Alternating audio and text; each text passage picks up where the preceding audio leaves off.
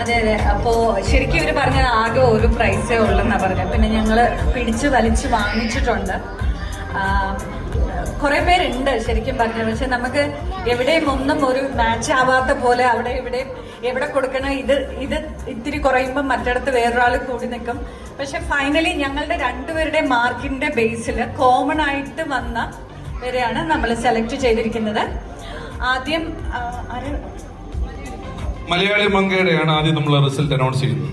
അപ്പൊ second prize third ഉണ്ട്.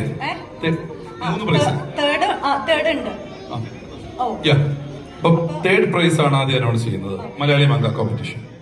Third prize Shabna.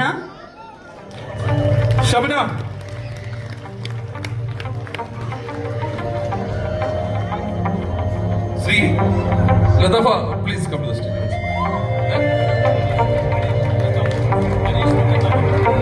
Harish from Latafa, please give a big round of applause.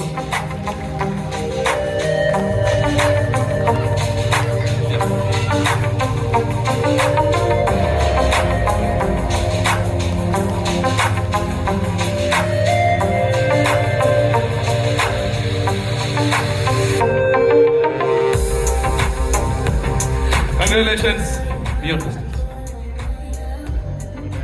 അപ്പൊ അടുത്ത second prize ആണ് മലയാളി മങ്ക. Second prize നമ്മൾ ശരിക്കും രണ്ടുപേർക്ക് ഒരേപോലെ നമ്മൾ മാർക്കിട്ട് കൂട്ടത്തിൽ രണ്ടുപേർക്ക് ഒരേപോലെ വന്നു. അപ്പൊ ഇനി അതൊരു വിഷമാവണ്ട എന്ന് വിചാരിച്ചിട്ട് Lakshmi and Anjana.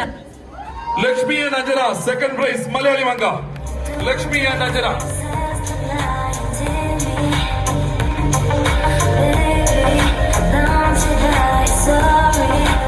Second prize കൊടുക്കാൻ വേണ്ടി ശ്രീ അരവിന്ദനെ ക്ഷണിച്ചോളൂ.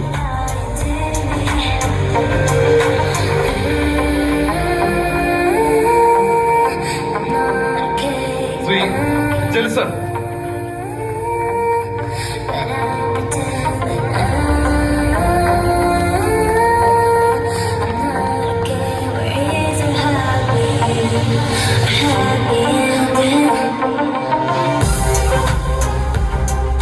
കൺഗ്രാലേഷൻസ്.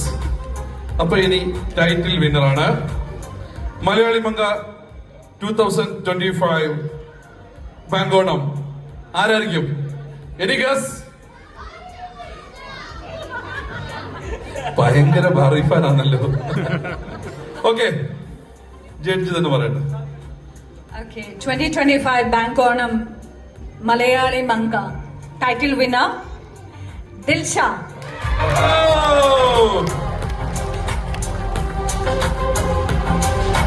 ബാങ്കോണം 2025 മലയാളി മങ്ക ദിൽഷ. നല്ല കാര്യം.